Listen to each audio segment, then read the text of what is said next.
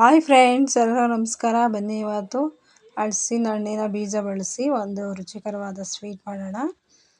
ಮಾಡಲಿಕ್ಕೆ ನಾನು ಫಸ್ಟು ಹಲಸಿನ ಬೀಜ ತೊಗೊಂಡು ಅದನ್ನು ಸ್ವಲ್ಪ ತವಾದ ಮೇಲೆ ಹಾಕ್ಕೊಂಡು ಬಿಸಿ ಮಾಡಿ ಅದು ಸಿಪ್ಪೆ ತೆಕ್ಕೋಬೇಕು ಫ್ರೆಂಡ್ಸ್. ಅದನ್ನು ನೋಡಿ, ಇಷ್ಟು ಒಂದು ಈ ಥರ ಬಿಸಿ ಮಾಡಿದ್ರೆ ಸಿಪ್ಪೆ ಈಸಿಯಾಗಿ ತೆಕ್ಕೋಬೋದು.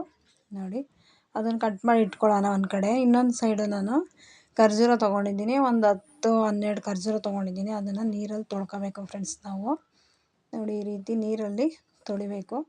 ತೊಳೆದು ಅದನ್ನು ಕಟ್ ಮಾಡಿ ಇಟ್ಕೊಳ್ಳೋಣ. ನೋಡಿ, ಈ ಥರ ರುಚಿಕರವಾದ ಸ್ವೀಟ್ ಮಾಡೋಣ.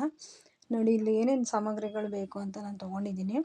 ಇದನ್ನು ಇದು ಕಟ್ ಮಾಡಿ ಇಟ್ಕೊಂಡಿದ್ದೀನಿ ಫ್ರೆಂಡ್ಸ್ ನಾನು ಹಲಸಿನ ಬೀಜದ್ದು. ನೋಡಿ, ಕೊಬ್ಬರಿ, ಮಖಾನ, ಖರ್ಜೂರ, ಸ್ವಲ್ಪ ಸೀಡ್ಸ್ ತೊಗೊಂಡಿದ್ದೀನಿ. ಈ ಕಡೆ ನೋಡಿ ಕಟ್ ಮಾಡಿರೋ ಅಂಥ ಹಲಸಿನ ಹಣ್ಣಿನ ಬೀಜದ್ದು ಅದು ಪೀಸಸ್ಸು, ಬಾದಾಮಿ ಪೀಸಸ್ಸು, ಪಿಸ್ತಾ, ಸಕ್ಕರೆ. ನೋಡಿ, ಮೊದಲಿಗೆ ಬಾಣಲೆ ಬಿಸಿ ಆದಮೇಲೆ ನಾವು ಇದನ್ನು ಏನು ತುಪ್ಪ ಏನು ಹಾಕೋದು ಬೇಡ, ಸುಮ್ಮನೆ ಹಾಗೇ ಫುಲ್ಲು ಒಂದು ಬ್ರೌನ್ ಕಲರ್ ಬರೋಷ್ಟು ನಾವು ಇದನ್ನು ಚೆನ್ನಾಗಿ ಫ್ರೈ ಮಾಡ್ಕೊಬೇಕು. ಹಲಸಿನ ಹಣ್ಣಿನ ಬೀಜದ್ದು ಈ ರೀತಿ ನಾನು ಕಟ್ ಮಾಡ್ಕೊಂಡಿದ್ದೀನಿ. ನೀವು ಬೇಕು ಅಂದರೆ ಇದನ್ನು ಈ ಕೊಬ್ಬರಿ ತುರಿಯೋದ್ರಲ್ಲಿ ತುರ್ಕೋಬೋದು. ನಾನು ಕಟ್ ಮಾಡಿ ಹಾಕ್ಕೊಂಡಿದ್ದೀನಿ ಪೀಸಸ್ ಆಗಿ ಸಣ್ಣದಾಗಿ.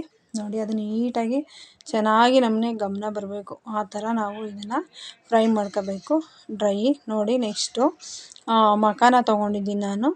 ಮಖಾನನೂ ಅಷ್ಟೇ ನಾವು ಹಾಗೇ ಏನು ತುಪ್ಪ ಏನೂ ಹಾಕೋದು ಬೇಡ, ಹಾಗೇ ಡ್ರೈ ಆಗಿ ನಾವು ಫ್ರೈ ಮಾಡ್ಕೊಬೇಕು. ಮಖಾನ ತುಂಬ ಒಳ್ಳೆಯದು ಫ್ರೆಂಡ್ಸ್ ಮೂಳೆಗೆಲ್ಲ. ಹಂಗಾಗಿ ಮಖಾನ ಮತ್ತು ಇದು ಸ್ವೀಟ್ಸು ಅಷ್ಟೇ. ಇದನ್ನು ಚೆನ್ನಾಗಿ ಸ್ವಲ್ಪ ಫ್ರೈ ಮಾಡ್ಕೊಂಡು ಈ ಥರ ಒಂದು ಪ್ಲೇಟ್ಗೆ ಹಾಕ್ಕೊಂಡು ಅದು ತಣ್ಣಗಾದ್ಮೇಲೆ ನಾವು ಜಾರ್ಗೆ ಹಾಕ್ಕೊಂಡು ಎಷ್ಟು ಸಾಧ್ಯ ಆಗುತ್ತೋ ಅಷ್ಟು ನೈಸಾಗಿ ಇದನ್ನು ಪುಡಿ ಮಾಡಿ ಇಟ್ಕೊಬೇಕು. ನೋಡಿ, ಈ ಥರ ಬಂದಿದೆ. ನೋಡಿ, ಈ ಥರ ತರಿಯಾಗಿ ಬಂದಿದೆ, ಸಾಫ್ಟಾಗಿ. ಈ ರೀತಿ ಮಾಡಿಕೊಂಡು ನಾವು ನೋಡಿ, ಇವಾಗ ನಾನು ಬಾಣಲೆ ಇಟ್ಟಿದ್ದೀನಿ. ಬಾಣಲೆಗೆ ತುಪ್ಪ ಹಾಕ್ಕೊತಾ ಇದ್ದೀನಿ ನಾನು. ನೋಡಿ, ನಮ್ಮ ಮನೇಲಿ ಜಾಸ್ತಿ ನಾವು ಹಸುವಿನ ತುಪ್ಪನೇ ಬಳಸೋದು, ಹಂಗಾಗಿ ನೋಡಿ ಈಗ ಇದಕ್ಕೆ ನಾನು ಬಾದಾಮಿ ಸ್ವಲ್ಪ ಚೆನ್ನಾಗಿ ಕಟ್ ಮಾಡಿರೋ ಅಂಥದ್ದು ಬಾದಾಮಿ ಪೀಸಸ್ಸು, ಸೀಡ್ಸು. ನೋಡಿ, ತುಪ್ಪ ಬಿಸಿಯಾಗಿದೆ. ಇವೆರಡನ್ನೂ ಹಾಕ್ಕೊಂಡು ಸ್ವಲ್ಪ ಚೆನ್ನಾಗಿ ಫ್ರೈ ಮಾಡೋಣ ಇದನ್ನು ತುಪ್ಪದಲ್ಲಿ. ಬಾದಾಮಿ ಪೀಸಸ್ ಮತ್ತು ಸೀಡ್ಸ್ ಹಾಕ್ಕೊಂಡಿದ್ದೀನಿ. ಒಂದು ಫ್ಲೇವರ್ ಚೆನ್ನಾಗಿರುತ್ತೆ ಫ್ರೆಂಡ್, ಮನೆ ತುಪ್ಪ ಅಲ್ವಾ. ನೋಡಿ, ಈಗ ಇದಕ್ಕೆ ನಾನು ಕೊಬ್ಬರಿ ತೊಗೊಂಡಿದ್ದೀನಿ, ಹಸಿದೆ ಕೊಬ್ಬರಿ ತೊಗೊಂಡಿದ್ದೀನಿ. ಇದು ಸ್ವಲ್ಪ ಚೆನ್ನಾಗಿ ಫ್ರೈ ಮಾಡ್ಕೊಳ್ಳೋಣ. ತುಂಬ ಚೆನ್ನಾಗಿ ಬರುತ್ತೆ ಫ್ರೆಂಡ್ಸ್ ಸ್ವೀಟು. ನೀವು ಮನೇಲಿ ಹಲಸಿನ ಬೀಜ ಇದ್ದಾಗ ಒಂದು ರೆಸಿಪಿ ಯಾವುದಾದ್ರೂ ಕೂಡ ಮಾಡ್ಕೋಬೋದು.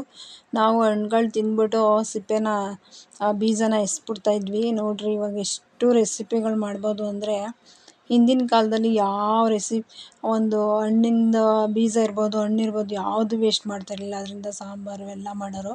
ನೋಡಿ, ಇವಾಗ ನಾನು ಅದಕ್ಕೆ ಪುಡಿ ಮಾಡಿರೋಂಥ ಮಖಾನ ಮತ್ತು ಹಲಸಿನ ಹಣ್ಣಿನ ಬೀಜದ ಪುಡಿನ ಹಾಕ್ಕೊಂಡು ಅದನ್ನು ಕೂಡ ನಾನು ಚೆನ್ನಾಗಿ ಫ್ರೈ ಮಾಡ್ಕೊತಾ ಇದ್ದೀನಿ. ಈಗ ಫ್ರೆಂಡ್ಸ್ ಇದಕ್ಕೆ ನಾನು ಖರ್ಜೂರ ತೊಳೆದು ಸಣ್ಣದಾಗಿ ಕಟ್ ಮಾಡಿರೋಂಥ ಬೀಜ ತೆಗೆದು ಕಟ್ ಮಾಡಿರೋಂಥ ಖರ್ಜೂರನ ನಾನು ಹಾಕ್ಕೊತಾ ಇದ್ದೀನಿ. ನೋಡಿ, ತುಂಬ ಚೆನ್ನಾಗಿರುತ್ತೆ ಫ್ರೆಂಡ್ಸ್ ಇದು.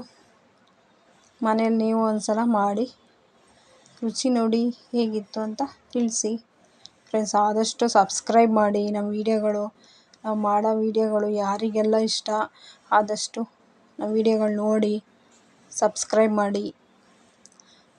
ನೋಡಿ, ಖರ್ಜೂರ ಹಾಕಿದ ತಕ್ಷಣ ಅದು ಒಂದು ಕಲರ್ಫುಲ್ಲಾಗಿ ಚೆನ್ನಾಗಿ ಕಾಣಿಸ್ತಿದೆ. ಈಗ ಇದಕ್ಕೆ ಸಕ್ಕರೆ ಹಾಕೋತಾಯಿದ್ದೀನಿ ಫ್ರೆಂಡ್ಸ್. ನೋಡಿ, ಸ್ವೀಟು ಖರ್ಜೂರದಲ್ಲೇ ಇರೋದ್ರಿಂದ ಸ್ವಲ್ಪ ನೋಡಿ ಸಕ್ಕರೆ ಹಾಕ್ಕೊಳ್ಳಿ.